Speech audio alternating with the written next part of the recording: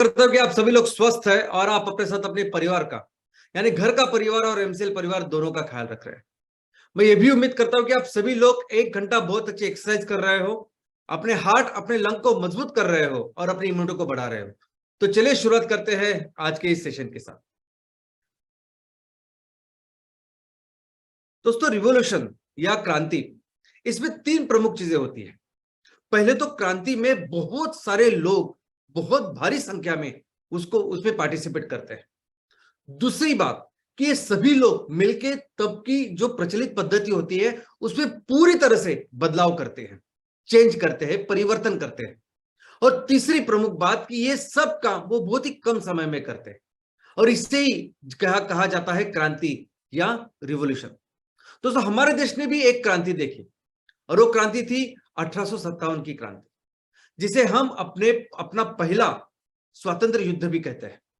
दोस्तों, इस क्रांति में लाखों हमारे हिंदू मुसलमान सैनिक जो अंग्रेजों के यहाँ काम कर रहे थे, इन्होंने अंग्रेजों के खिलाफ धावा बोल दिया और हम इस कंडीशन पे थे, इस लेवल पे जा चुके थे कि तभी हमें आजादी मिल सकती थी।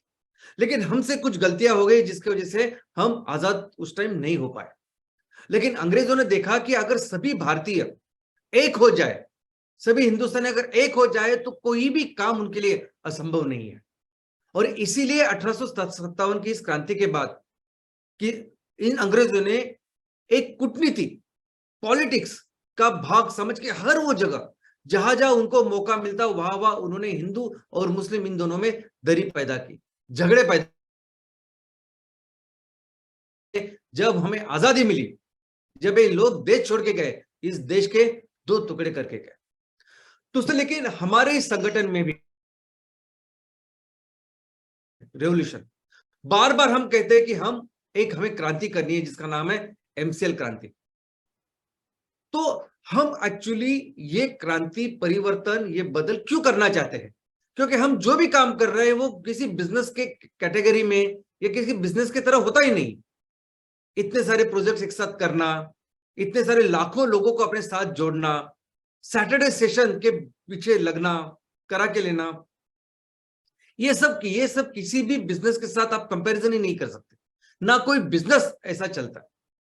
लेकिन ये सच है कि हमें एक्चुअली परिवर्तन की जरूरत है, हमें एक्चुअली एक क्रांति की, एक रेवोल्यूशन की जरूरत है। और उसका कारण है कि आज जिस घर में हम लोग रह रहे हैं, जो एकमेव दुनिया है करोड़ों लोगों, करोड़ों जीवों की, वो दुनिया आज बर्बादी के कगार पे है। जिस धरती माँ ने करोड़ों साल से हम सबका ख्याल रखा है, उस धरती माँ को हमने पिछले से कुछ दिनों में पूरी तरह से बर्बाद करके रखा है। और अगर इसमें हमने बहुत जल्दी बदलाव नहीं लाया तो दोस्तों बहुत देर हो जाएगी, हम इरिवर्सिबल मोड पे चले जाएंगे। इसलिए जरूरत है इस क्रांति। वैसे तो अगर आप देखोगे तो इस प्रकृति ने, धरती माँ ने हर तरह से कोशिश की है कि हम हमेशा सस्टेनेबल वे में, शाश्वत वे में, अखंड वे में इस धरती के ऊपर, इस दुनिया के ऊपर काम करते रहे, जिंदगी जीते रहे। और इसी का एक कारण है कि इस हमारे धरती के ऊपर आप देखोगे तो 71% पानी है और 29% जमीन है। यही भी अगर आप देखोगे तो पानी कैसा है, तो 97% जो पानी है वो खारा पानी है जो समुद्र में है, और 3% जो पानी है वो फ्रेश वाटर है।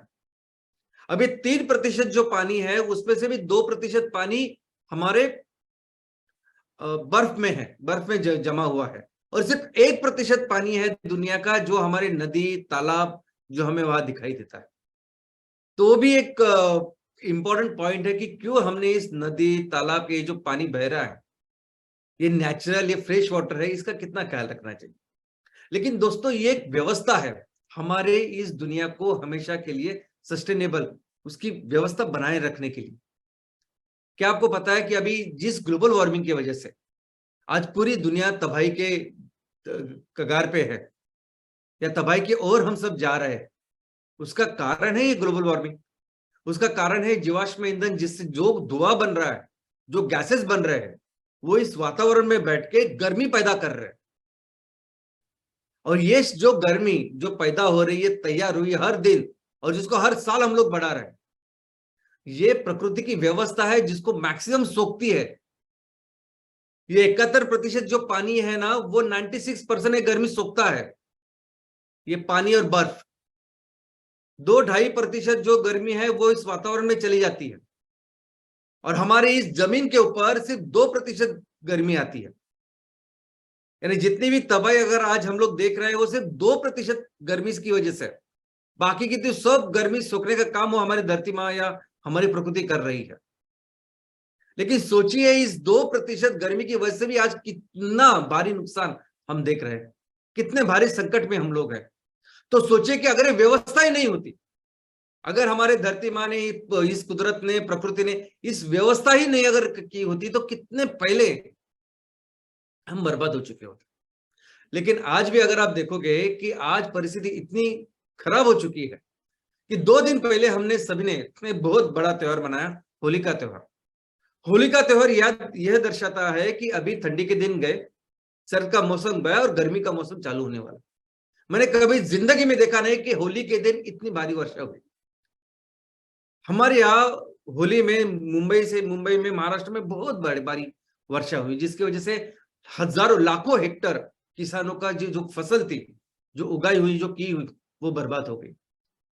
लाखों हमारे किसानों को नुकसान हुआ। और ये सिर्फ महाराष्ट्र की बात नहीं है। आज हम 2023 में हैं, हमारा तीसरा महीना चालू है। जनवरी से लेके अभी तक अगर आप देखोगे, ऑलमोस्ट हर राज्य में, मध्य प्रदेश, गुजरात हो, राजस्थान हो, साउथ हो, हर राज्य में ये बेवक्त की बारिश हुई है। और इन सभी राज्यों के मिलकर लाखों हेक्टर पे जो भी फसल किसानों ने तैयार की थी, मेहनत की थी, कर्जा लिया होगा, ये सभी फसल ऐसी बर्बाद हो गई है। और ये सिर्फ आज अभी इसी साल हुआ ऐसा नहीं ना, हम देख रहे हैं कि पिछले 5-10 साल में ये धीरे धीरे बढ़ ही जा रहा है। और इसका प्रमुख कारण है सिर्फ ग्लोबल वार्मिंग।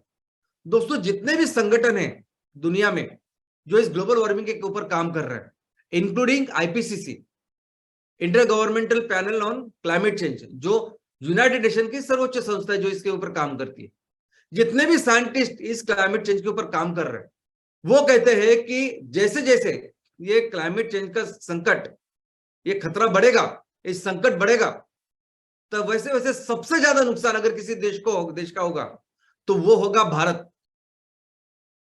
क्योंकि इस क्लाइमेट चेंज के वजह से सबसे ज्यादा नुकसान किसी एक चीज का होगा, वो है खेती। और भारत, जिसमें 55 से 60% जनसंख्या अभी भी खेती के ऊपर आधारित है, भारत जिसकी अर्थव्यवस्था का बैकबोन है खेती, ऐसे भारत में अगर ये खेती के ऊपर नुकसान होने के बाद सोचिए हमारी पूरी तरह से समाज व्यवस्था और अर्थव्यवस्था कितने गंभीर परिणाम हो गए। और दोस्तों, ये चीज ये नहीं कि ये साइंटिस्ट हमें बोल रहे हैं, ये सभी संस्थाएं हमें बता रही है, ऐसा नहीं है। ये किसी इंटरनेशनल रिपोर्ट की बात नहीं कर रहा हूं मैं, हमारे आंखों के सामने है ये, हमारे आंखों के सामने कि जब भी कुछ बदलाव होता है, सबसे ज्यादा नुकसान किसको होता है, मुझे बताइए। इतने सारे बिजनेसेस है, इतने अलग अलग सेक्टर्स है, और हमारा खेडूत, हमारा किसान है, सबसे ज्यादा नुकसान किसको हो रहा है? किसानों को हो रहा है। कुछ भी बदलाव हुआ हवामान में, क्लाइमेट में, तो सबसे ज्यादा नुकसान खेती पे ऊपर होता है और हमारे किसानों को होता है। और इसलिए जरूरी है अभी इस क्रांति की, क्योंकि अभी अगर हम लोग ने कुछ किया नहीं, अगर हमने मिलके, सभी लाखों किसान लोगों ने मिलके अगर हमारे किसानों के लिए, इस चीज के लिए अगर कुछ किया नहीं, तो बहुत ज्यादा नुकसान हमारे देश का होगा, हमारे किसानों का होगा, हमारे गांव का होगा।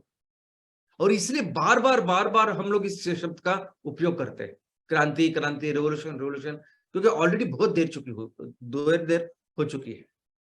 तो अभी क्रांति करना है, यानी क्या करना है एक्चुअली? तो हमें 2 चीजें करनी। पहली बात तो जो भी ऐसी गलत चीजें हैं जिसके वजह से अभी ग्लोबल वार्मिंग हो रही है, उसको पूरी तरह से रिप्लेस करना है ऐसी चीजों के साथ जो चीज हमारी इस पर्यावरण व्यवस्था का, हमारी इस धरती का ख्याल रखे। जैसे हमें सभी तरह के जो जीवाश्म ईंधन है, जो फॉसिल फ्यूल है, उसको रिप्लेस करना है हमारे जैव ईंधन के साथ। जो ही कैंसर की फार्मिंग, केमिकल फार्मिंग हो रही है, उसको रिप्लेस करना है हमारे ऑर्गेनिक फार्मिंग के साथ। और जो भी ऐसे पेट्रोकेमिकल प्रोडक्ट है जिसके वजह से इतना कचरा तैयार हो रहा है और जिसको जला के और गंभीर ऐसे ग्लोबल वार्मिंग हम लोग कर रहे हैं, उस पूरे पेट्रोकेमिकल के चीज को रिप्लेस करना होगा हमारे इको फ्रेंडली प्रोडक्ट के साथ। और दूसरा काम जो हमें करना है वो करना है कि बहुत बड़ा लोक आंदोलन, जन आंदोलन। बहुत सारे लोग अभी देख रहे हैं इतना संकट हो रहा है, बार बार ऐसे संकट आ रहे हैं, क्यों आ रहे हैं, कैसे आ रहे हैं, और इसके क्या करना चाहिए हमने कि जिसके वजह से ये पूरी चीज हम कंट्रोल में लाए, इस नुकसान को बंद करें।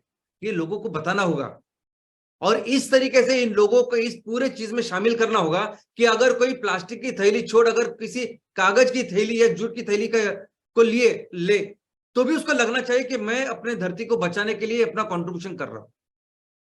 कोई अपने घर का चूल्हा छोड़ के, एलपीजी छोड़ के अगर एमकोल का चूल्हा ले, तो उसको लगना चाहिए कि मैं अपने जिस दुनिया को बचाने के लिए अपना कंट्रीब्यूशन कर रहा हूं। तो दोस्तों ये तो हुई जनरल, लेकिन तहसील में क्या करना है? आज तहसील में जो हमारी पूरी फैमिली है, एमबीएस है, एमवीपी है, चैनल पार्टनर है, इतने सारे किसान है, हमें तहसील के लिए क्या करना है, तहसील में क्या काम करना है? तो तहसील में भी दो चीजें करनी है। एक तो हमें अपने तहसील में कम से कम 3,000 करोड़ का रेवेन्यू तैयार करना है। इसका मतलब है कम से कम 3,000 करोड़ का वो वस्तु का उत्पादन करना है जो वस्तुएं, जो उत्पादन इन खराब चीजों को रिप्लेस करेगी। कम से कम 3,000 करोड़ या उससे ज्यादा। और दूसरा जो काम करना है वो काम करना है कि हमें आंदोलन हमारे तहसील में तैयार करना है। यानी हमारे तहसील का एक भी पार्ट ऐसे बचना नहीं चाहिए कि जहां आंदोलन नहीं हो रहा है। हर ग्राम पंचायत में, हर म्युनिसिपल वार्ड में, हर जगह हमारे जो एंटरप्रेनर हैं वो मिलके उन्होंने 100% सैटिस्फैक्शन लेनी चाहिए। लोगों को हर हफ्ते मिलके बताना चाहिए कि ये दुनिया क्यों ऐसे बर्बाद हो रही है, कैसे मिलके हम इस दुनिया को संवार सकते हैं। दुनिया तो नेक्स्ट है, हम अपने किसानों के लिए क्या कर सकते हैं, हम अपने देश के लिए क्या कर सकते हैं, और ये बहुत जरूरी है। हमें ये चीज करके ये सब फॉसिल फ्यूल इसका निर्मूलन करना है। और एक चीज का निर्मूलन हमने पहले किया है, वो है पोलियो का निर्मूलन।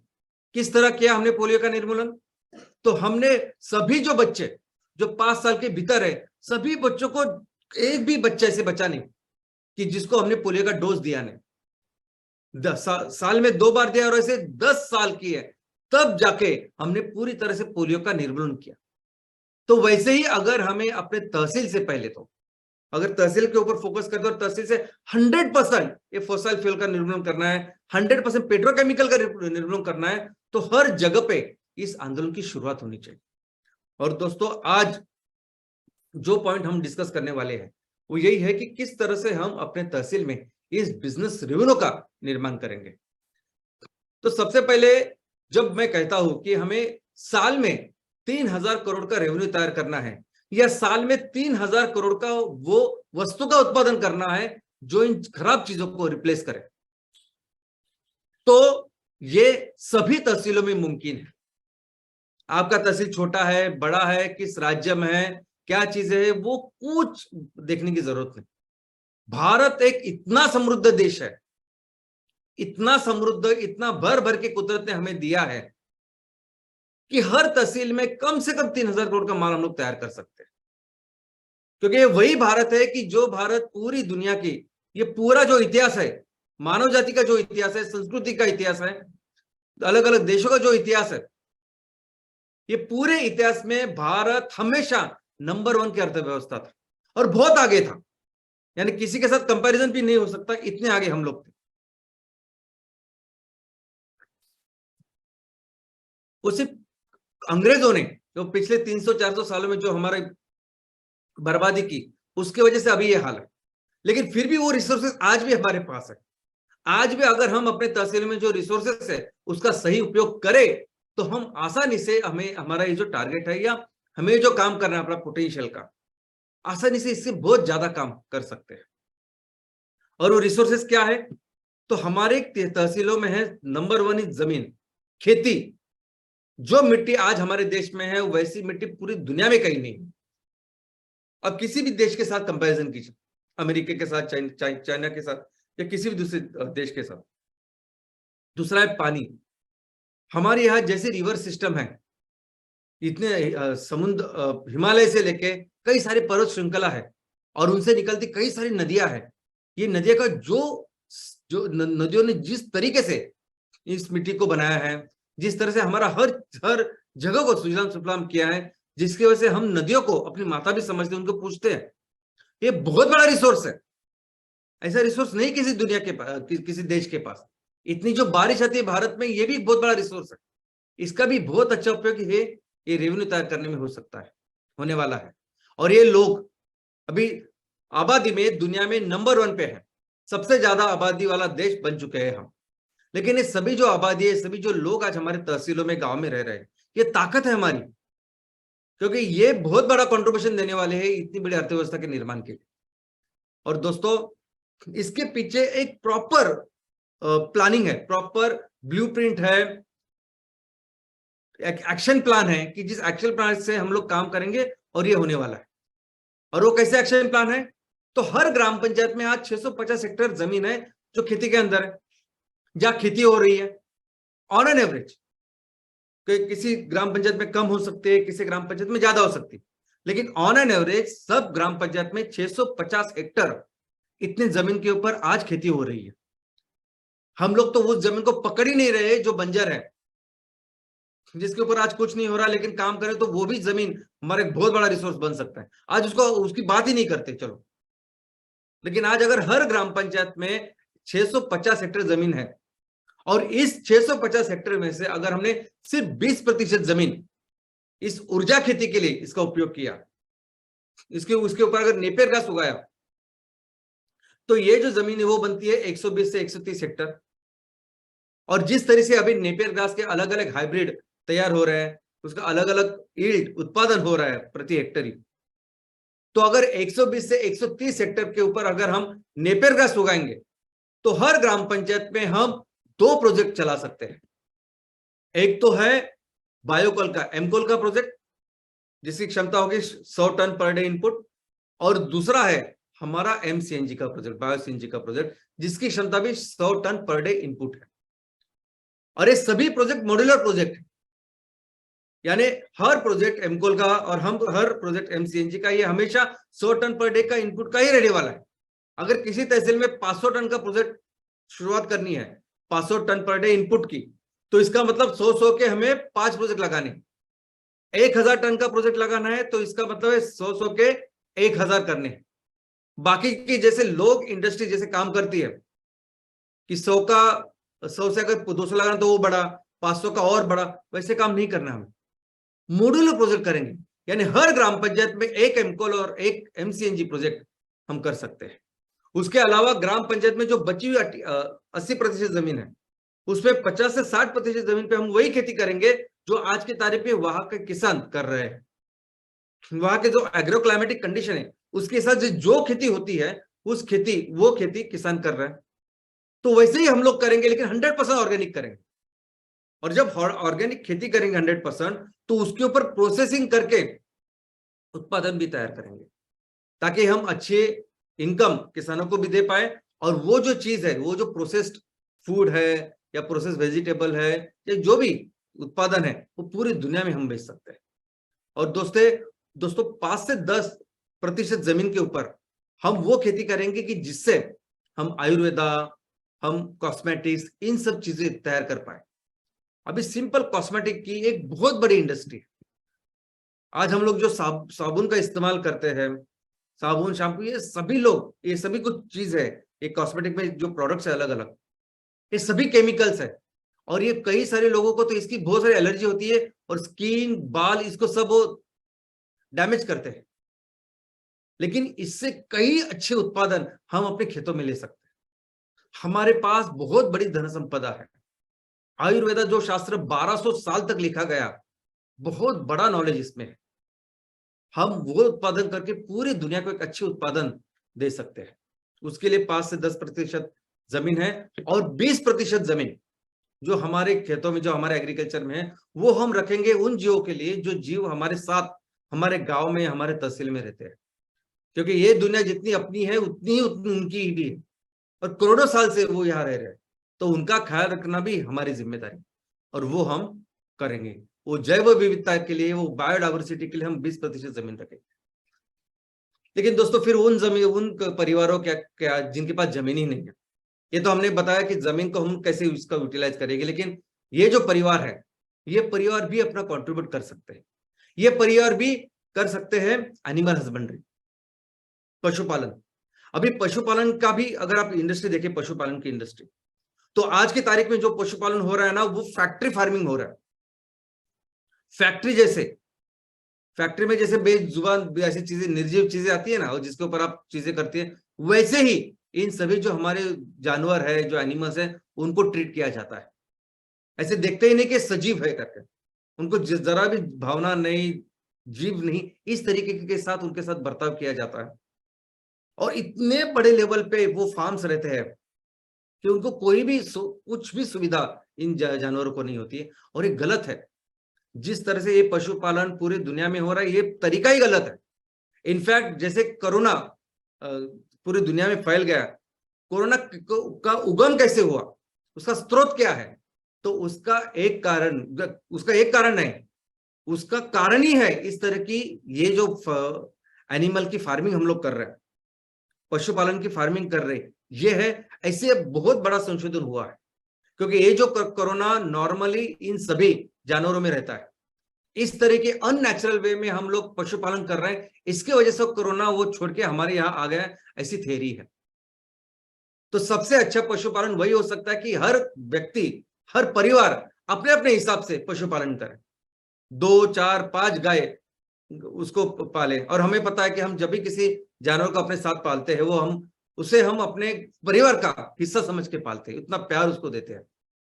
तो वो हो सकता है, मधुमक्खी पालन हो सकता है, कुक्कुट पालन हो सकता है, ऐसे कई सारी चीजें का कर सकता है। और उसका सभी जो माल है वो हम बाय बैक कर सकते हैं, ले सकते हैं, क्योंकि हम उसकी मार्केटिंग करेंगे। कई सारे ऐसे परिवार है कि जो परिवार कुछ ना कुछ चीजें बना सकते हैं, इको फ्रेंडली चीजें बना सकते हैं, हस्तकला व्यवसाय जिनके पास है, और वो कई सारे प्लास्टिक और रबर के जो पेट्रोकेमिकल्स है, उस उत्पादनों को रिप्लेस कर सकते हैं। उनको भी जो माल वो तैयार करेंगे, उनको भी बेचने के लिए कहीं जाने की जरूरत नहीं। एमसीएल वो सभी चीज लेके एमसीएल मार्केट करेगी। और दोस्तों, जब जिस तरीके से अभी ये प्लानिंग हमने की है, उसके हिसाब से जैसे काम करें ना, तो हम आराम से हर तहसील में, सॉरी हर ग्राम पंचायत में 75 से 80 करोड़ का रेवेन्यू तैयार कर सकते हैं, माल तैयार कर सकते हैं। क्योंकि हर ग्राम पंचायत में जो होने वाला एमसीएनजी प्रोजेक्ट है, उससे ही रेवेन्यू तैयार होगा मिनिमम 40 करोड़ का। जो हम एमकोल का प्रोजेक्ट तैयार करेंगे, उससे ही रेवेन्यू जनरेट होगा कम से कम 12 करोड़ का। और ये जो 50-60% के ऊपर ऑर्गेनिक खेती हम लोग करेंगे, उसके उत्पादन तैयार करेंगे, तो उससे कम से कम 20-25 करोड़ का उत्पादन हम साल का तैयार करेंगे। और बाद में ये पशुपालन है, ये इको फ्रेंडली प्रोडक्ट्स है, इन सभी का अगर आप देखोगे, तो हर ग्राम पंचायत में 75 से 80 करोड़ का हम रेवेन्यू निर्माण कर सकते हैं। और ऐसे तहसील जहां 40-50 ग्राम पंचायत से लेके 120, 130 इतने भी ग्राम पंचायत है, जहां आसानी से 3000 करोड़ से भी ज्यादा का माल रेवेन्यू हम लोग तैयार कर सकते हैं। और ये जो सभी चीजें हम तैयार करेंगे ना, ये दवाएं है दुनिया को बचाने के लिए, ये कोई दूसरे आम उत्पादन नहीं है। तो इसलिए जब जहां तक मार्केट की बात है, इसके लिए अनलिमिटेड मार्केट है। ऐसा समझे कि सभी जगह कोरोना फैला हुआ है और हम कोरोना की दवा बना रहे हैं। उसी तरह सबसे बड़ा संकट जो आज क्लाइमेट चेंज का है, उसके ऊपर दवा है, जो चीजें हम लोग बना रहे हैं। लेकिन ये सब लोगों को अच्छी तरह से समझना चाहिए, इसीलिए जरूरी है ये लोक आंदोलन, एमकोल प्रोजेक्ट। दोस्तों, ये सभी जो प्रोजेक्ट है ना, जब 3000 करोड़ का जब रेवेन्यू तैयार करने हैं, अलग अलग प्रोजेक्ट्स हम लोग तैयार करेंगे, अलग अलग चीजें, प्रोसेसिंग यूनिट्स जो जरूरत है वो चीजें तैयार करेंगे। लेकिन इस सभी श्रृंखला में पहला प्रोजेक्ट जो आपके तहसील में शुरू होगा, वो होगा एमकोल। अब इसके कई सारे कारण है जो आपको पता है, कि बहुत फास्ट सब चीजें कंट्रोल में भी है और बहुत फास्ट इसको कर सकते हैं। तो मैक्सिमम आपके तहसील में शुरू होगा ये एमकोल प्रोजेक्ट। और ये एमकोल प्रोजेक्ट सबसे सबसे इंपॉर्टेंट प्रोजेक्ट है आपके पूरे करियर के लिए। तहसील में जितने भी एमबीएस, हमारे एमबीएस जो काम कर रहे हैं, जितने भी एमवीपी काम कर रहे हैं, बाकी के जो चैनल पार्टनर है, सबके लिए पहला प्रोजेक्ट बहुत इंपॉर्टेंट है, और स्पेशली एमबीएस प्रमोटर के लिए। क्योंकि ये वो प्रोजेक्ट है कि जो प्रोजेक्ट आपको पूरी जिंदगी की सबसे ज्यादा नॉलेज देगा, जिससे सबसे ज्यादा पढ़ाई जो आपकी होगी वो इस प्रोजेक्ट से होगी।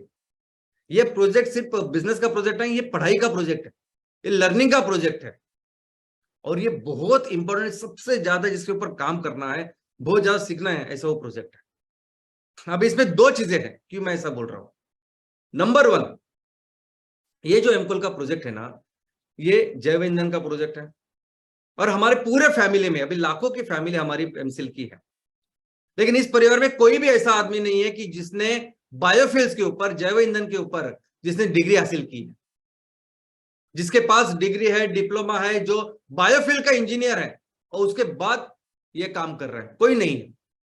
हम सभी लोग ये जैव ईंधन के बारे में जो भी काम कर रहे, जो भी सीख रहे हैं, वो करके सीख रहे हैं। ना कोई ऐसी यूनिवर्सिटी है, ना कोई ऐसी संस्था है हमारे पूरे भारत देश में और पूरे दुनिया में जो बायोफ्यूल का इंजीनियर आपको बनाएगी, जो बायोफ्यूल का डिग्री कोर्स आपको पढ़ाएगी, कोई नहीं है संस्था। हम लोग ही जो करके जो सीख रहे हैं वही सबसे बेस्ट ऐसा नॉलेज है, वो ट्रेनिंग है, और वो सबसे अच्छी ट्रेनिंग आपकी होने वाली है पहले एमकोल प्रोजेक्ट के साथ, जो हमें अच्छी तरीके से करनी है। कैसे हैंडल करते हैं किसानों से लेके, वो फार्म से लेके फैक्ट्री तक और ग्राहकों तक। तो नंबर वन ये। दूसरी चीज, ये जो चीज है, ये पूरी व्यवस्था हम लोग बना रहे हैं, इसमें क्या करने वाले हम, तो बिजनेस करने वाले। अगर दुनिया को बचाना है तो हमें मैक्सिमम बिजनेस करना है। मैं तो कहता हूं 3,000 करोड़ ना, 5,000 करोड़ का लक्ष्य रखिए अपने तहसील में। जितना ज्यादा आप रखोगे, जितना ज्यादा पैसा आप लोगों के लिए, किसानों के लिए, खुद के लिए तैयार करोगे, उतना ही ज्यादा कंट्रीब्यूट करोगे दुनिया को बचाने के लिए। तो कैसे कर पाएंगे, जब आप सबसे अच्छे बिजनेसमैन बनोगे, सबसे अच्छे एंटरप्रेन्योर बनोगे। और कैसे आप सबसे अच्छे एंटरप्रेन्योर बनोगे या बिजनेसमैन बनोगे, तो उसका सबसे इंपॉर्टेंट जो तरीका है वो है ये प्रोजेक्ट, ये पहला प्रोजेक्ट। इस पहले प्रोजेक्ट को इस तरीके से आप करिए, यानी सुबह से जाके उस प्रोजेक्ट की शुरुआत करने, साफ सफाई से लेके रात तक जो भी काम होते हैं सभी काम खुद कीजिए।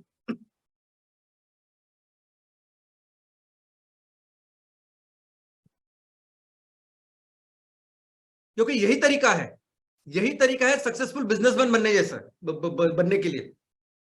हमारे देश में धीरूभाई अंबानी से लेके हल्दीराम तक, ये सभी लोग अगर आप देखोगे तो ये सभी लोगों के पास, किसी के पास टेक्निकल नॉलेज नहीं था। इनफैक्ट पूरी दुनिया की मैं बात करता हूं, पूरी दुनिया में जो सक्सेसफुल बिजनेसमैन बने हैं वो करके बने हैं, उन्होंने खुद इस तरीके से वो काम किया है और फिर वो बिजनेसमैन बने हैं। कोई भी बहुत ज्यादा डिग्री करके बिजनेसमैन नहीं बना है। मैं आपको बोलता, बहुत अच्छा एग्जांपल देना चाहता हूं मैं डीमार्ट का।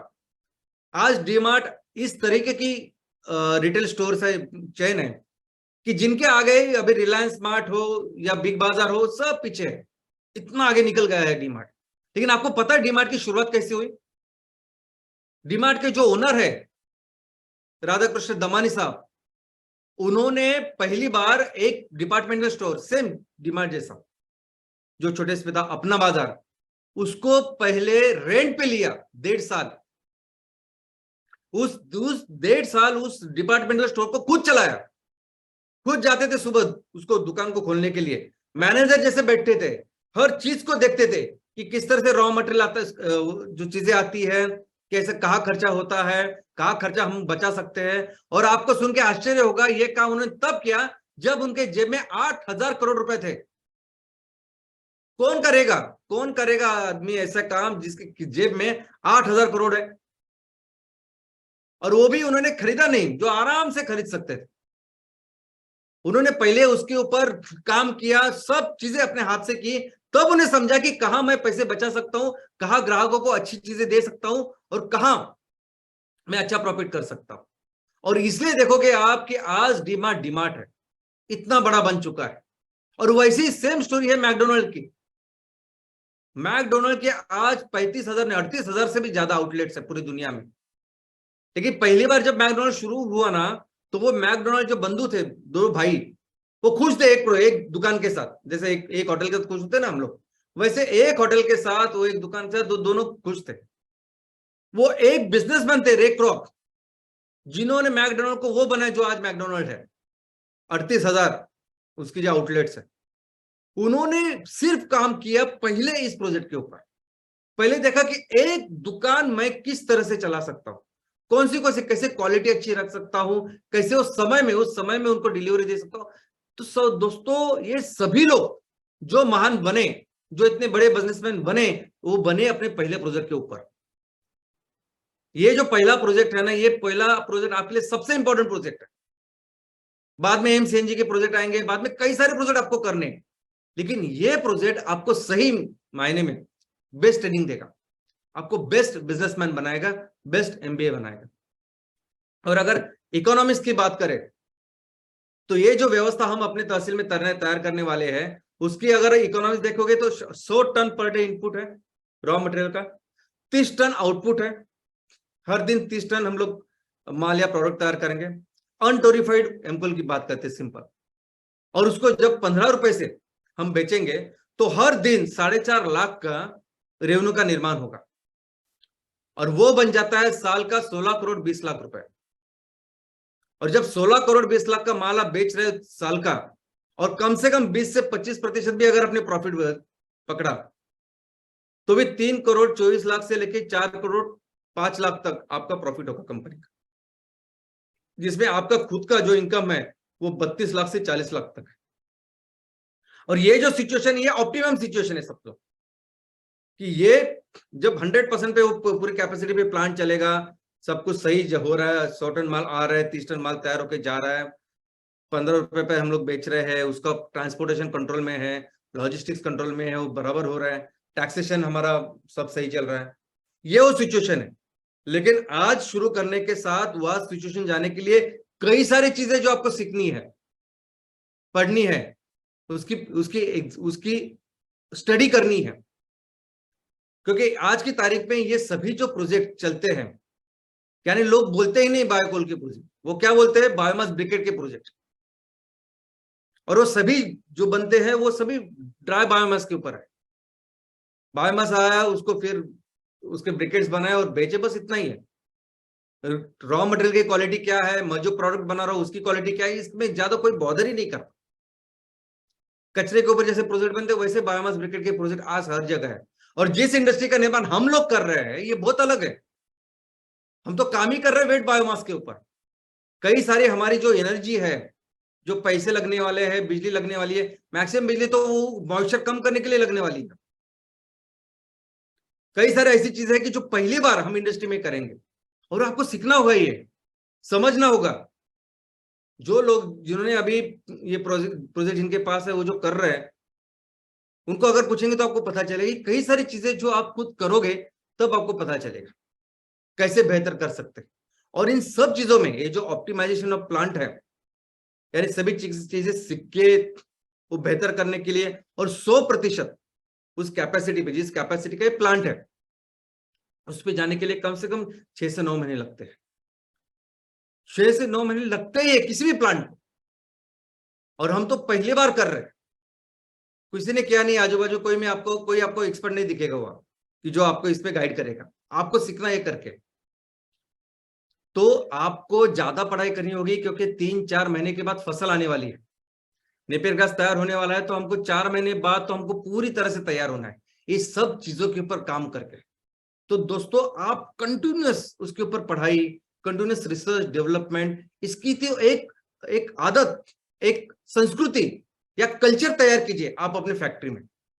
आपके तहसील में आप पहली फैक्ट्री कैसे चलाते हो, कौन सी मूल्य है, कौन सी चीज है जिसको आप कल्टीवेट करते हो, किस तरह का माहौल, किस तरह की संस्कृति या कल्चर का निर्माण करते हो, वैसे फिर आगे की सभी फैक्ट्री में चलेगा। क्योंकि एक नहीं, कई सारे आपको एमकोल, कई सारे एमसीएनजी के प्रोजेक्ट एक ही तहसील में लगा रहे हैं। तो एक कंटिन्यूस अपग्रेडेशन का, कंटिन्यूस पढ़ाई का, कंटिन्यूस कुछ ना कुछ रिसर्च करके कैसे बेहतर करे, इसको बेहतर करे, इसको बेहतर करे, हर चीज के ऊपर, ये बहुत इंपॉर्टेंट चीज है। आप सिर्फ इसकी आदत लगा दो, बाकी सब लोग वैसे काम करेंगे फिर। और आज की तारीख में मार्केट में कोई भी सेक्टर, किसी भी सेक्टर में अगर कोई भी कंपनी नंबर 1 का काम कर रही है, वो सिर्फ इस वजह से, कंटिन्यूस अपग्रेडेशन। आज ये अमेजॉन है, ये मर्सिडीज है, ये एप्पल है, ये हर कोई, कुछ भी कंपनी लीजिए आप, वो हमेशा देखते हैं कि मैं कैसे बेहतर कर रहा हूं हर चीजों में, कैसे ग्राहकों को बेहतर सेवा या वस्तु दे रहा हूं। एक मैंने अच्छी बनाई और बस उसके ऊपर काम किया तो आपका नोकिया होता है, जैसा आपने देखा। तो दोस्तों, ये बहुत इंपॉर्टेंट चीज है। और हमारा लक्ष्य क्या है कि हमारा लक्ष्य सिर्फ फैक्ट्री का निर्माण करना नहीं है। फैक्ट्री का निर्माण करना यानी फैक्ट्री की वो तो शुरुआत है, फैक्ट्री का निर्माण करने तक जो भी काम है वो बिजनेस है ही नहीं, जैसे समझिए आप। वो तो शुरुआत है, एक बार फैक्ट्री तैयार होगी तो शुरुआत है। और डे वन से आपका सिर्फ एक ही लक्ष्य होना चाहिए कि मुझे बिजनेस साइकिल को एस्टेब्लिश करना है। यानी क्या करना है, तो उस फैक्ट्री में रॉ मटेरियल आ रहा है, हम उसको प्री प्रोसेसिंग करके जो कुछ है हम प्रोडक्ट तैयार कर रहे हैं, प्रोडक्ट उस स्पेसिफिकेशन का तैयार कर रहे हैं, उस क्वालिटी का तैयार कर रहे हैं जिसकी जरूरत ग्राहकों को है, उसको सही तरह से उसकी पैकेजिंग करके उस ग्राहकों को तक पहुंचा रहे हैं, ग्राहक उसका उपयोग करके उनकी जो जरूरत है उसको पूरा कर रहे हैं हम अपने प्रोडक्ट के साथ, और वो फिर संतुष्ट ग्राहक हमें पैसे दे रहा है। ये पूरी जो चीज है, इस साइकिल को एस्टेब्लिश करना, ये हमारा लक्ष्य है, ये वो चीज है जो हमें करनी है। और दोस्तों डे वन, आई मीन एक बार आपने बिजनेस चालू किया तो प्रॉफिट ये आपका श्वास है, ये सांस है आपकी। यानी अगर आपके पास प्रॉफिट नहीं तो आप बिजनेस ही नहीं कर रहे। कंपलसरी है प्रॉफिट, भले ही कम करे ज्यादा करे वो अलग बात है, लेकिन प्रॉफिट नहीं करना इसका मतलब बिजनेस ही नहीं करना है। तो एक बार फैक्ट्री कंप्लीट हो गई, एक बार फैक्ट्री की शुरुआत हो गई तो प्रॉफिट कंपलसरी कंपलसरी है दोस्तों। भले ही आप चालू करें 5% के साथ, 100 टन पर डे इनपुट का प्रोजेक्ट है ना, आप चालू करिए 5 टन के साथ, 5% से, 5% से। आज 5 टन माल लिया मैंने, उस 5 टन से मैंने 150 किलो, सॉरी 1,500 किलो या 1.5 टन मैंने प्रोडक्ट बनाया, उसको बेचा। भले इससे चालू करिए आप, लेकिन आपको डे वन से इस कैपेसिटी के ऊपर काम करना, डे वन से प्रॉफिट तैयार करना, ये सबसे इंपॉर्टेंट और ये मस्ट कंपलसरी है। और कैसे करें, अगर अगर बहुत सारी, देखिए 6 प्रोजेक्ट अभी हमारे पूरे हैं, 12 वो भी उसका प्लांट एंड मशीनरी है तो वो 18 हो जाएंगे, और बाकी के जो बन के बाकी के प्रोजेक्ट लगभग आगे के 2-3 महीने में हो जाएंगे। तो 84 प्रोजेक्ट्स अभी हमारे पूरे हो जाएंगे एमकोल के। तो लेकिन इस सभी प्रोजेक्ट के ऊपर पहले दिन से हमें अगर प्रॉफिट जनरेट करना है, बिजनेस करना है, तो आपको बहुत इंपॉर्टेंट ऐसे डिटेल एक्शन प्लान तैयार करना होगा। और वो एक्शन प्लान सभी चीजों का ख्याल रखे, एक ही लक्ष्य के ऊपर वो एक्शन प्लान होना चाहिए कि मुझे डे वन से अपनी फैक्ट्री चालू करनी। यानी वो एक्शन प्लान है, डीपीआर नहीं। डीपीआर तो ठीक है, डीपीआर होता है, सब लोग टेक्निकल डीपीआर करते हैं, वो तो अलग बात है। एक टेक्निकल डीपीआर करना, इंस्टीट्यूट उसको देना, या उसके बेस पे लोन लोग कर्जा लेते हैं, वो सब चीजें। हमें हमारे तहसील में जो फैक्ट्री लगाई है उसमें से मुझे इनकम डे वन से शुरू होना चाहिए, क्योंकि जब आपको इनकम शुरू होगा उसका मतलब है कि किसानों को इनकम शुरू होगा, उसका मतलब है एमवीपी को इनकम शुरू होगा, उसका मतलब है अपने जो चैनल पार्टनर उनका इनकम शुरू होना। और आपको हर जो चीज है ना उसके बारे में पढ़ाई करनी है और उसकी डिटेलिंग लिखनी है, उसका एक्शन प्लान बनाना है कि मेरी फैक्ट्री अभी 2 महीने के बाद लग रही है, तो इस 2 महीने में मुझे पूरी पढ़ाई करके आपको तैयार रहना है उस एक्शन प्लान के साथ। कि अगर रॉ मटेरियल, हमारे सभी फैक्ट्री के लिए जो रॉ मटेरियल वो किसान हमारे उगाने वाले हैं नेपियर घास के ऊपर, तो नेपियर घास की सब जानकारी आपको होनी चाहिए कि मैं अपने तहसील में कौन सा नेपियर घास लगाऊंगा, कौन सी उसकी वैरायटी होगी, किस तरह से उसकी हार्वेस्टिंग प्रैक्टिस होगी, कहां से मैं ये बीज लाऊंगा, कहां से वो प्लांटिंग मटेरियल होगा, कैसी नर्सरी तैयार होगी, कौन एमवीपी किस तरह से नर्सरी तैयार करेगा, किस तरह से हम किसानों को वो प्लांटिंग मटेरियल देंगे। तो सिस्टमेटिकली अगर देखोगे तो फैक्ट्री, बाद में नर्सरी तैयार करना है और बाद में किसानों के पास जाना है कि देखो नर्सरी के पास आपको जो चाहिए वो अच्छा मटेरियल है, या हमारी फैक्ट्री जो हम खरीदेंगे अभी आप लगाओ, लेकिन उसको वक्त लगने वाला है, आपको पता है।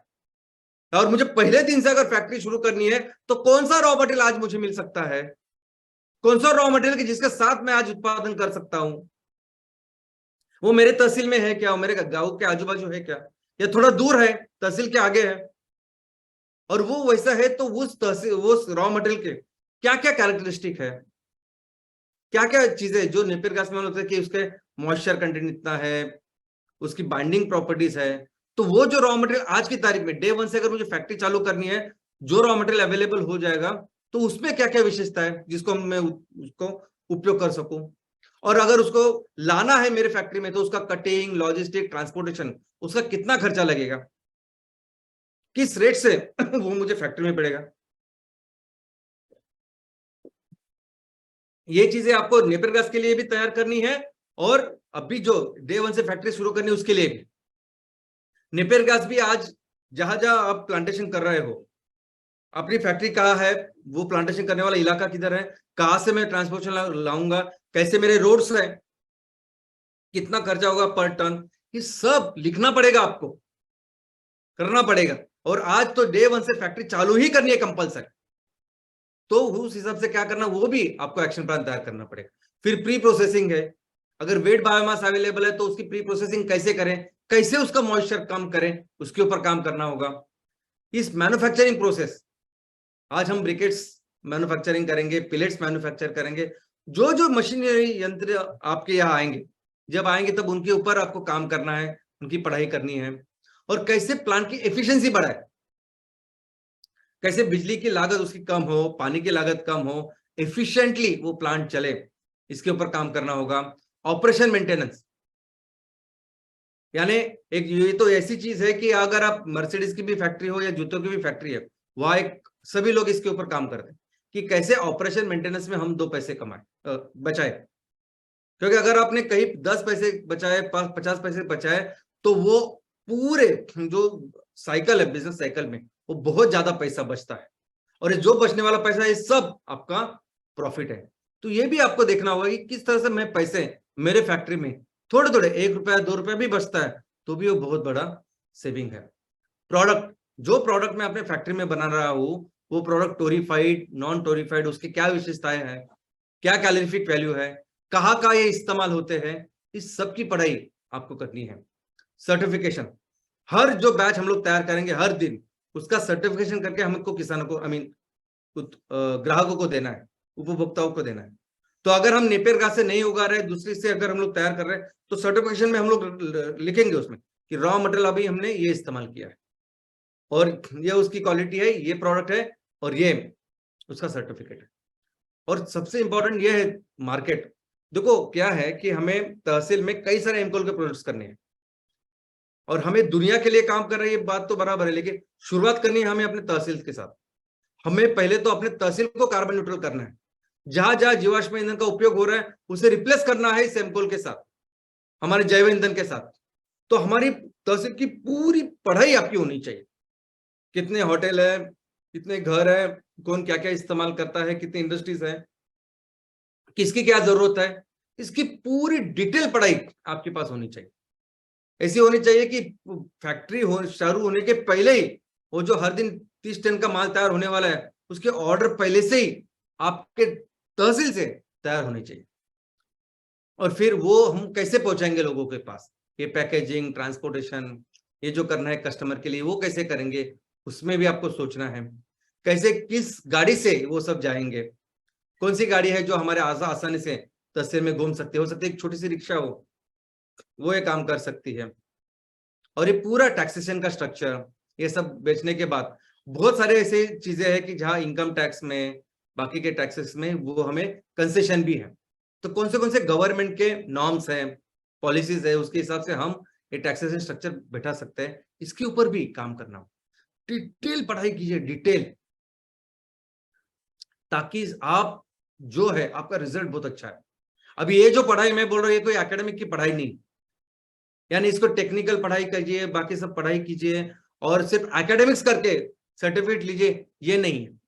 इसका रिजल्ट एक ही है जिसके ऊपर आपको काम करना है, और वो रिजल्ट है प्रॉफिट। इस तरीके से काम करिए ना कि मैक्सिमम प्रॉफिट, ये जो हमने लिखा ना एक फैक्ट्री के साथ, मैक्सिमम प्रॉफिट आपको मिलना चाहिए। इस तरीके से काम करिए आप कि मानो अभी जैसे आपकी फैक्ट्री शुरू होती है, वैसे पूरी आपकी रोजी रोटी उसके ऊपर डिपेंडेंट है, आपको कोई दूसरे इनकम का कोई स्रोत ही नहीं है। मेरी आज से, इस महीने से अगर फैक्ट्री शुरू हुई है ना, तो इस महीने में मेरे इनकम भी शुरू होनी चाहिए। इस तरीके से काम करिए। भले ही आप तो ऐसा बोलिए कि अगर आप 3, 3.5, 4 लाख रुपया महीना कमा सकते हो, तो सोचे कि मुझे पहले महीने में 50,000 ही इनकम बने मेरा, दूसरे महीने से मैं 1 लाख इनकम बनाओगे, तीसरे महीने से 1 लाख इनकम बनाओ। लेकिन अगर आप जब 1 लाख खुद के लिए बनाओगे, तब 100 लाख रुपए किसानों को आप कमा के दोगे। जब 1 लाख खुद कमाओगे, तब सीएसआर करके अपने गांव के लिए भी 1 लाख 1.5 लाख रुपए तैयार करोगे। और ये कंपलसरी है कि मैं अगर डे वन से जैसे भी फैक्ट्री पूरी होती है ना, तो मेरी पूरी रोजी रोटी, मेरा पेट अभी इसके ऊपर है, उस तरीके से आपको काम करना है। और इसी के साथ यानी एक एमकोल की फैक्ट्री के साथ 25 से 30 लाख का ये CSR हमारे तहसील को उपलब्ध हो। सोचिए कितने प्रोजेक्ट करने हैं हमें। और मैं जब बोलता हूँ कि सुजलाम सुफलाम जो राज्य बनाना है वो कितना मुमकिन है। एक तो कोई ऐसी कंपनी नहीं जो MCL जैसी जो इतना सारा प्रॉफिट, पूरा प्रॉफिट हमारे गांव के लिए, उसी तहसील के लिए और ऊपर से इतने रिसोर्सेस है जो हमारे पास कि हम फिर से वहां जो हम थे वो कर सकते हैं। और आपका भी इनकम देखिए ना, ये 3, 3.5, 4 लाख एक प्रोजेक्ट का इनकम है, एक एमकोल के प्रोजेक्ट का।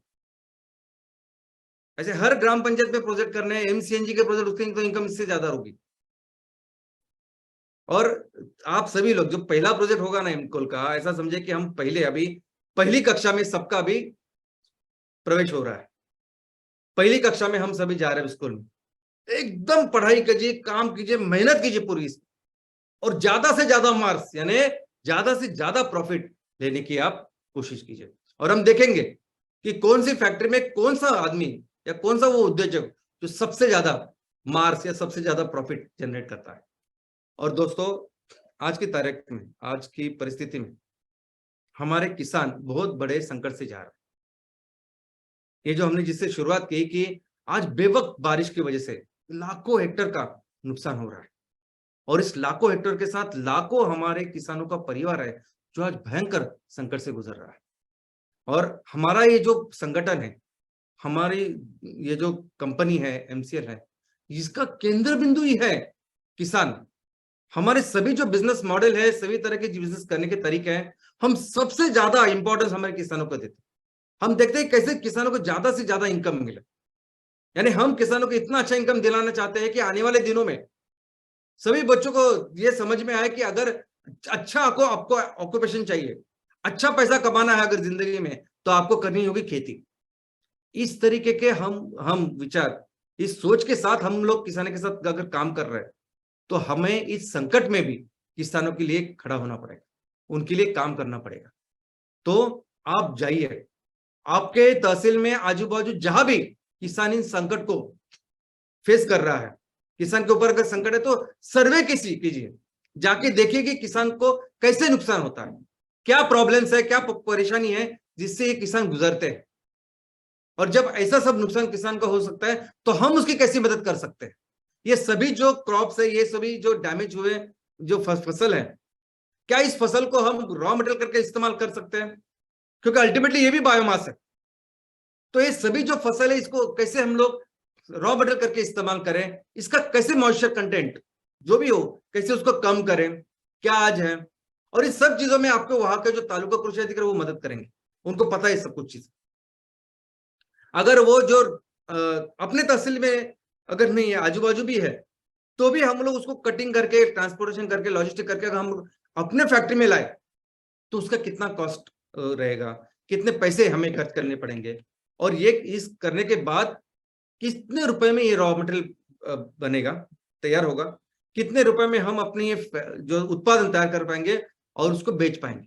सबसे महत्वपूर्ण चीज यह है कि हमें ये सब चीजें फिजिबल करनी होगी। यानी किसानों को जितने पैसे हम लोग देंगे, जिस पैसे से हम लोग ये रॉ मटेरियल आएगा, उससे ज्यादा का हमें मैन्युफैक्चर प्रोडक्ट तैयार करके उसको बेचना होगा, और प्रॉफिट कंपलसरी अर्न करना होगा। प्रॉफिट अगर हम लोग नहीं तैयार करेंगे, तो हम इस चीज को आगे ही नहीं बढ़ा सकते, भले ही प्रॉफिट कम हो अपने लिए, जो ओनर है उनके लिए कम हो चलेगा, किसानों के लिए हम लोग ज्यादा से ज्यादा पैसे देने की कोशिश करें, वो भी ठीक है, लेकिन ये सब चीजें ऐसी होनी चाहिए कि इससे कंपलसरी प्रॉफिट जनरेट होना चाहिए। और फिर इसके हिसाब से हम लोग डिसाइड कर सकते हैं कि किसानों को कितना रेट दे सकते हैं जो उनकी फसल आज बर्बाद हुई है, जो भी बायोमास उनके पास है, और कितना क्वांटिटी आज हम लोग ले सकते हैं। हमारे पास अभी 6 फैक्ट्रियां हैं जो रेडी है, और 12 वो रेडी हो जाएगी, 18 तो फैक्ट्री है ही, अभी 84 फैक्ट्रीज हो जाएंगे। तो हम बहुत एक अच्छे जगह पे जाएंगे, एक अच्छी कैपेसिटी के साथ आएंगे कि हम किसानों की मदद कर पाए। और दोस्तों देखो, हमें हमारा पूरा जो संगठन है ना, वो सभी किसानों के लिए है, और हमें हर हाल में, हर कंडीशन में उनकी मदद करनी है। जिस जो जो प्रॉब्लम उनके सामने है, हम नेपियर ग्रास उगाएंगे, उनको एक अच्छा इनकम देंगे, वो तो सब ठीक है, लेकिन जब किसानों के ऊपर कोई भी आपत्ति आती है तो एमसीएल पहले संगठन चाहिए जो जाएगी और किसानों की मदद करेगी, अपने हिसाब से करेगी। अभी उनके ये सब नुकसान होने के बाद उनके जो पंचनामे होंगे, उनको कितने पैसे मिलेंगे गवर्नमेंट से, उसके हमें कुछ लेना देना है। ओके, गवर्नमेंट अपना काम करे, हम अपना काम करेंगे। मैक्सिमम कोशिश करनी है हमें किसानों को इस सभी प्रॉब्लम्स में मदद करने की। और दोस्तों, हमारे जितने भी ये जो विजन मिशन सब कुछ जो हमने बनाए हैं ना, जो इस विजन और मिशन को हम हमेशा पढ़ते हैं, हम बात करते हैं कि हम दुनिया को बचाएंगे, हमारी धरती माँ को बचाएंगे, ये सब किसके ऊपर? ये तभी कर पाएंगे जब ये सब किसानों के ऊपर बेस्ड है। जब हम कहते हैं कि हम अपने तहसील को सुजलाम सुफलाम राज्य बनाएंगे, ये भी हमारे किसानों के ऊपर निर्भर है। जब हम कहते हैं कि हम अपने देश को दुनिया की सबसे बड़ी अर्थव्यवस्था इकोनॉमी बनाएंगे, ये भी हमारे किसानों के ऊपर रख के हम लोग सब बोल रहे हैं। तो हमें तो एक ही काम करना है हमेशा, पूरी जिंदगी, कि सिर्फ हमारे किसानों की मदद करनी है, किसानों का सक्षमीकरण करना है, उसके हाथ मजबूत करने। और एक बार हमारा किसान मजबूत हो जाए तो हमारे सभी जो सपने हैं, सभी जो लक्ष्य है, सभी जो विजन और मिशन है, ये सब पूरे हो सकते हैं। Thank you.